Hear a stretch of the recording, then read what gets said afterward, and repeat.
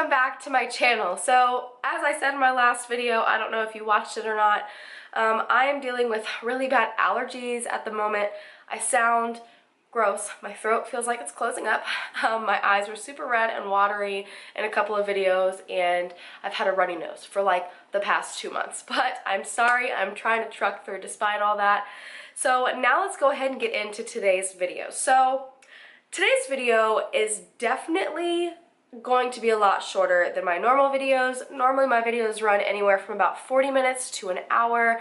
This is a lot shorter, and there's not nearly as much information as a lot of videos I cover, but there is something about this case that has my mind going a million miles a minute, and I cannot wait to talk to you guys about this and get your opinions on it. Unfortunately, this is a cold case. This is something that happened in 2001.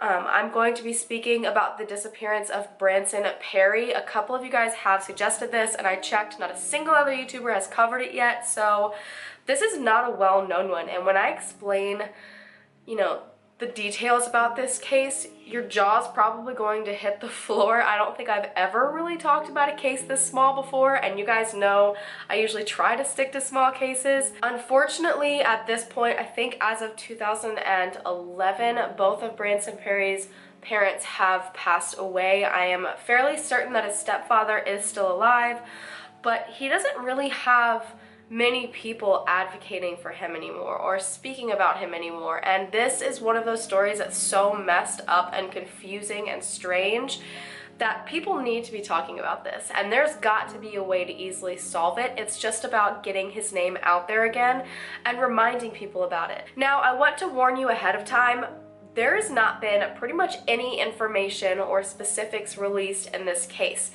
Branson and his parents' names have been mentioned. Everyone else, their names still have not been released. So it's going to be a little bit difficult to kind of follow what I'm talking about, and you won't be able to do much digging on your own, but I still highly suggest it. So Branson Perry was 20 years old when he went missing from Skidmore, Missouri on April 11th, 2001. Now, Skidmore is a tiny town, and that is even exaggerating a little bit. So the population at the time was only 341 people, and now it's about 100 less than that. It only has a little over 200 people in the town. Now, the town itself only spanned about 10 blocks wide. You could literally walk from one side to the other. I'm going to pull it up on the map. We could probably all count the amount of houses that are here. This is how small this town was. It was a farming community. Everyone knew absolutely everyone. You all had to go to the same gas station. You all had to go to the same grocery store. You all had to go to the same post office. It was a very small town, and as we know, a lot of people think that bad things can't happen in a small town, but this town has a horrific history. An infamous town bully was actually murdered in broad daylight in 1981. One of Branson Perry's cousins was murdered in her home for her unborn child. Another one of Branson's cousins was slaughtered by her boyfriend. It's just wild. If you just go and look up Skidmore, Missouri, you will see there's so many different stories that have been done on this place because it's like something out of a movie. Creepy, strange, unexplainable things just happen. Branson graduated from high school in 1999, and he was unemployed at the time of his disappearance, but he had kept a couple of odd jobs here and there. I think he worked for a traveling zoo at one time, but he mainly spent his time weightlifting, hanging out with his dad, hanging out with his friends. As I said, small town, there's really not that much to do. He was really, really into weightlifting, and he was also a black belt, and that is something very, very important to remember.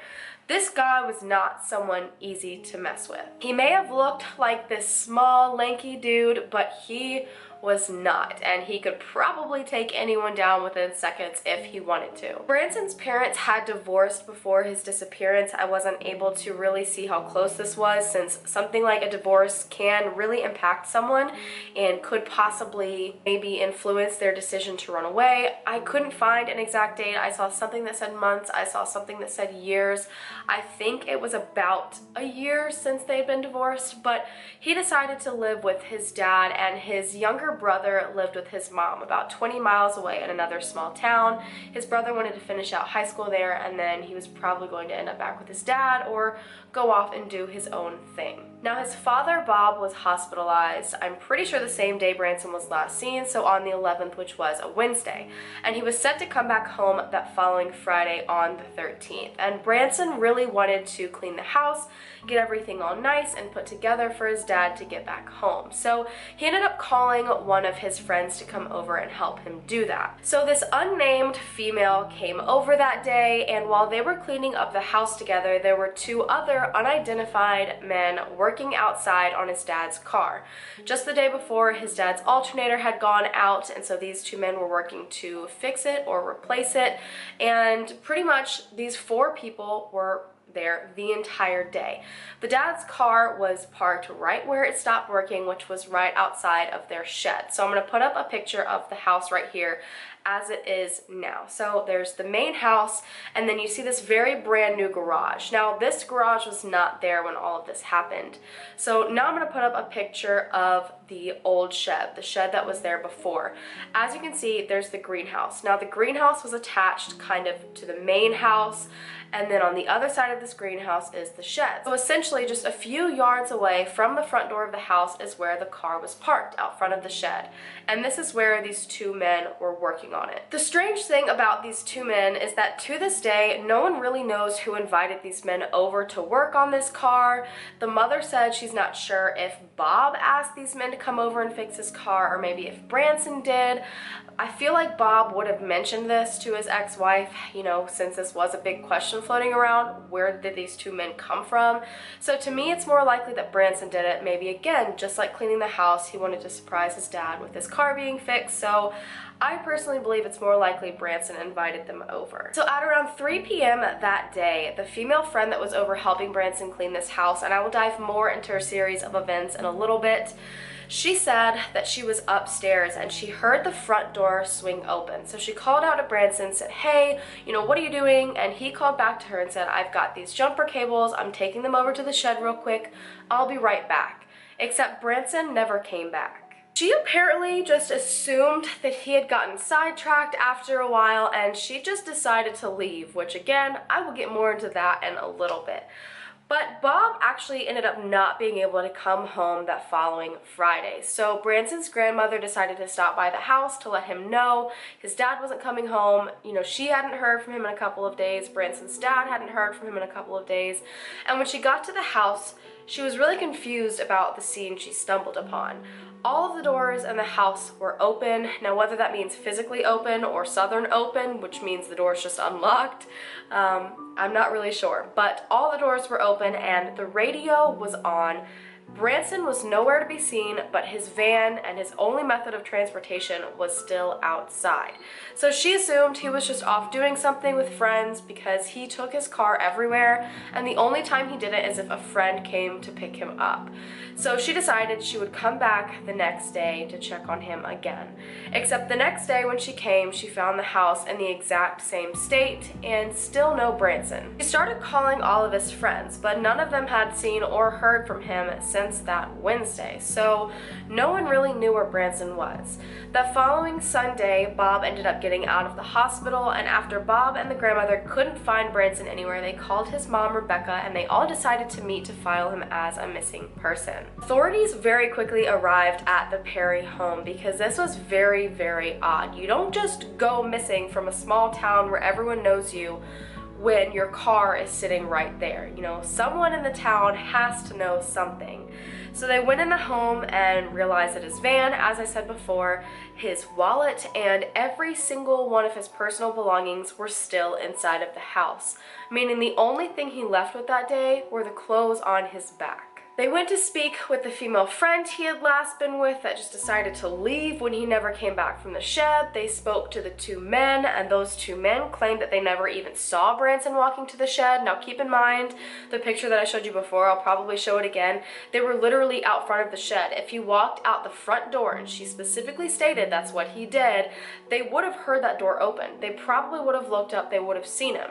So where the heck did he go? They then decided to go and check the shed because he said that's where he was going. He was putting these jumper cables in there, but when they checked the entire shed and they checked top to bottom very thoroughly as well as inside the house just in case, the jumper cables were nowhere to be found. These two men were the last people to see him along with this young woman, and the young woman just kind of gave them bits and pieces of the day. But she did say there were a couple of strange things that happened that day. So at one point, Branson ran into the kitchen, started grabbing things out of the cabinets, and then ran out the back door. And she thought this behavior was incredibly odd. So when he came back in, she asked him what he was doing, and he quite literally acted like nothing just happened. Like, oh, what are you talking about? I just did what? I grabbed stuff out of the cabinets and ran? No, I didn't. He literally acted like nothing happened. So then later on in the day, she decided to take a shower at his house, which I kind of find odd. Again, I'll get kind of into that in a little bit. She said when she came out of the bathroom, one of the two men working on the car was now in the kitchen going through the cabinets. And when she asked him what he was doing, he acted strange as well. He said, oh, nothing, I'm not doing a thing, and then went right back out to the car. And then the only other bit of information she had for them was the information I told you before, that at 3 p.m. that day, he opened the front door, said he was taking the jumper cables to the shed, literally feet away from the front door, and he just never came back. So this is all. And every single bit of this information is suspicious and doesn't make a bit of sense. And I think that's why this entire case frustrates me so incredibly bad. Many people were given polygraph tests, and the only thing authorities would say was that some passed and some didn't. They didn't release any information on the case. There was no coverage on this case. Keep in mind, Branson was 20 years old when he went missing. He was seen as an adult. He legally was able to walk away and everything be fine, but this was obviously very strange for him to do and out of character. And then, in a very odd turn of events, 2 weeks after Branson went missing, the jumper cables were found in the shed directly in front of the door. They were placed there like someone wanted to make sure someone saw them in the shed. Now, this threw everyone for a tailspin, and everyone wanted these cables fingerprinted. Obviously, whoever had Branson or did something to Branson took these cables and put them back. Maybe Branson put them back, but authorities wouldn't fingerprint them. They claimed that the material that the jumper cables were made out of wouldn't allow it, and that too many people had probably touched them, and so it would not be beneficial to the case. So that whole bit of information was essentially just kind of ignored. Police continued to search rivers, farms, they searched ponds and even wells. There were regular wells and oil wells. Everywhere possible in this tiny town was searched, and there was not a trace of Branson anywhere. Authorities really started to believe that Branson was lured off by someone he knew. As I said before, he lifted weights frequently, and he was a black belt. Really, this female there that day was on alert. There were a bunch of odd encounters she was having with Branson and these men. If someone tried to take Branson and his short walk from the front door to the shed, A, she would have heard it, and B, these two men outside would have heard it and probably tried to stop it. Hopefully. They claimed to not even have seen him. It just didn't make sense. He would not be an easy person to abduct. And he did go out the front door, but he clearly never made it to the shed, and then these jumper cables just appeared 2 weeks later, the ones he had with him when he left wherever he went. It was just so strange. So many leads came in at first, which I find very interesting for it being a very small town, but every single lead kind of went nowhere, and eventually the case really fizzled out. And then in 2003, they had their first person of interest, and this man's name was Jack Wayne Rogers. Now, Jack Rogers had been bragging in an online chat room that he had murdered a blonde-haired man from Skidmore, and the police would never find his body because of the way that he destroyed it. Now, authorities obviously jumped on this, and they went straight to Rogers' home. They searched his computer, they searched his land, anything for hints of Branson. They didn't find any evidence of anything in his yard, and the one thing they did find hasn't even been confirmed to be linked to Branson. Now, Branson always wore necklaces or some sort of jewelry, and he was really into rock hunting, and he usually went to look for things like arrowheads, and he would put them on a leather necklace and wear it. And interestingly enough, at Roger's home was a brown leather necklace with an arrowhead. Now, Bob did positively identify this as belonging to Branson, but Rebecca had never seen it before, so she couldn't say if it was or if it wasn't. So they decided to DNA test the necklace, and nothing came back. So they're still unsure if this belonged to him.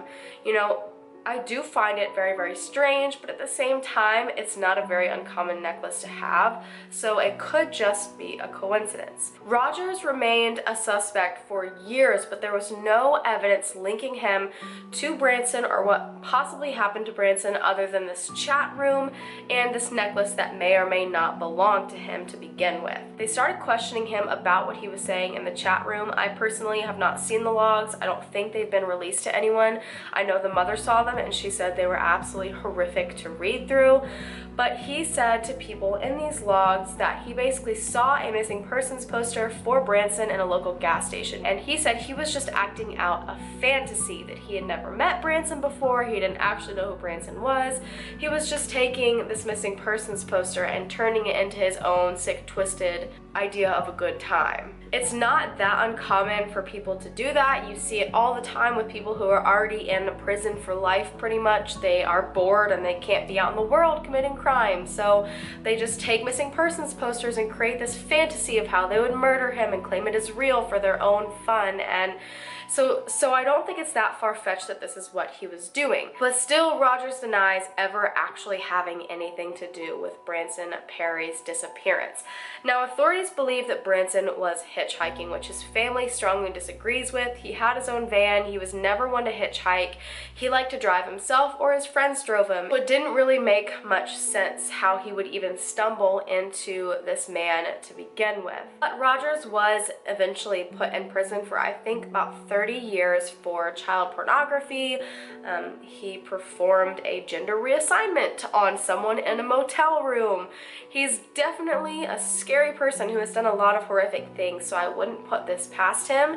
But he definitely did slip to the back burner because the things that would have to line up perfectly for him to have been involved are just kind of not the most likely. It has been years, obviously, since Branson went missing, and finding him has not been because lack of trying. Residents in the community usually do a search annually. They have searched every possible place, researched places that authorities did, searched new places. As of April 2018, Branson's stepfather has said that leads do come in every couple of months, but nothing that really is solid, and they are struggling to keep Branson's story in the spotlight. More man missing for almost 9 years would have celebrated his 29th birthday today. Now people looking for Branson Perry are using the anniversary to renew a call for help. You have good days and you have bad days is how Becky Clino described the time since her son, Branson Perry, first disappeared from his home in Skidmore back in 2001. It's just we take each day as it comes and you just deal with it and you go on. Since 2001, the 9-year search for Perry has covered a lot of area, yielding very few answers. They're asking that hunters in the surrounding areas keep their eyes out for any possible remains or clothing or anything possible that could be linked to Branson. But at this point, a lot of things are more than likely almost completely deteriorated. I have so many questions when it comes to this case. You know, who are these two men that were working on the car, and why won't authorities release their name? I assume Branson was comfortable with them because they came inside the home and were looking through the cabinets, or maybe he had no idea they were doing that. I think it's odd that they came in and did that right after he did it himself and then ran out the back door. And why was the female friend just okay with leaving, having absolutely no idea where Branson was? You wouldn't just invite some strange female over to help clean your house. You know, we're all weird about how our house is presented to people. Someone you're just acquaintances with probably doesn't want to come over and clean your house on a random day. So this leads me to believe that they knew each other fairly well. Why wouldn't she have gone looking for him? How exactly would he have gotten sidetracked from his front door to the shed, and when she walked out, she would have seen this van there. She would have seen he wasn't with the guys working on the car. Why did she not ask any questions? Did she try to call him the next day? It's just strange to me that she just left. He himself also exhibited very strange behavior that day when he grabbed something out of the cabinet, ran off out back, and then pretended it didn't happen. A lot of people theorize drugs were involved. He owed someone money, you know, he had something and was trying to hide it. What was he doing? Why did he have something to hide? He obviously didn't want to talk about it, and why were these men looking in the same place he was just a little bit later? So now we're into the theories, and the first one we're going to talk about is that he ran off, and I personally don't put a lot of weight into this theory. So the idea is that for one reason or another, he just decided to take off, didn't take his van, didn't take any of his belongings, didn't say goodbye to his father that was in the hospital, had no income that we know of, and somehow hitchhiked to another area and has just been fine on his own for the past 18 years without being found. Now, some think that his parents' divorce upset him, and this kind of pushed him to wanting to run away. However, his parents have said that they didn't have a very nasty divorce. It ended on friendly terms. It wasn't this huge drastic change for the children. They both had their doors open at all times. Either child was welcome at either home whenever they wanted to be there. And, you know, while this does sound like a great situation, I personally was a child that grew up in a split home, and no matter how easy you want to make it, you never know how a child's going to take it. So it's very possible he was just upset and not really, you know, showing it to anyone. But again, he left all of his belongings, and I don't think he would have spent all day cleaning up this house knowing he was about to run from it. And I don't think he would purposely bring 3 other people to the home knowing in the middle of this day, while they all were still there, that he was just going to go disappear somewhere. You know, at this point, he headed off on foot. He didn't take his car unless some of his friends picked him up. If he headed off on foot, it's such a small town that he would have had to pass through more public places to get to any main road to hitchhike anywhere. And someone that knew him more than likely would have seen him walking around, or he got a ride from someone that he knew, and in that case, those people are not coming forward and saying that they helped him get out anywhere. However, if you look at the flip side, you know, this female friend left easily without questioning where he went. He walked out the front door, yet these 2 men didn't see him walking to the shed.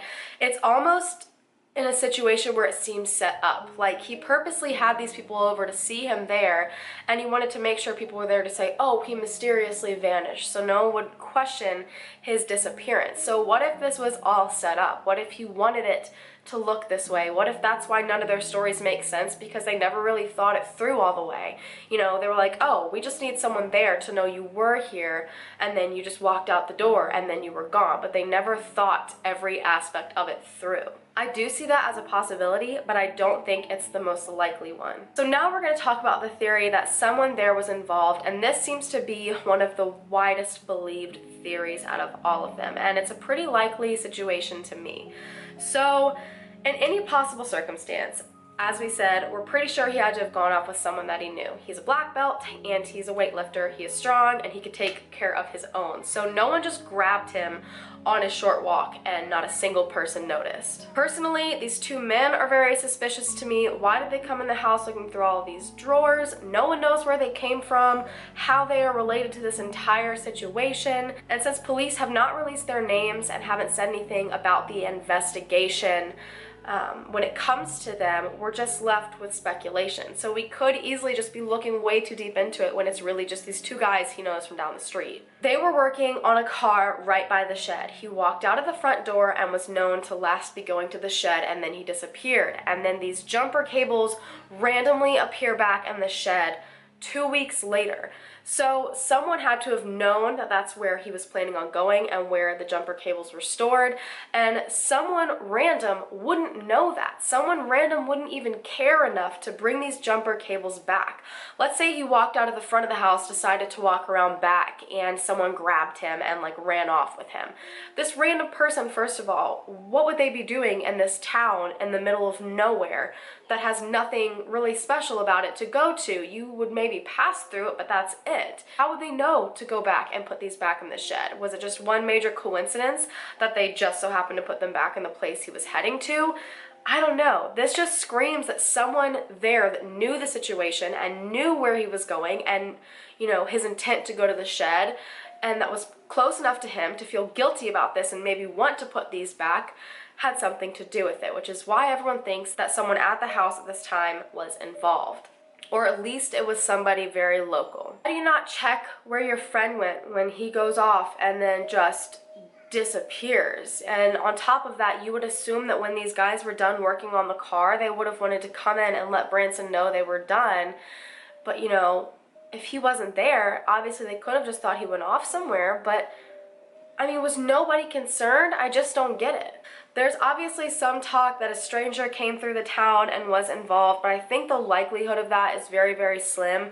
There are a few highways, I think it's 113, Highway DD, and Highway V, that all run through the town and branch off to other smaller towns. It would have to be perfect timing for a stranger to drive through, just so happen to see him walk out his door and then say, hey, I've got bad intentions today, let's take this kid. It just seems like way too many hoops would have to be jumped through in order for this to be a likely scenario. There's obviously still a possibility that Jack Wayne Rogers was involved.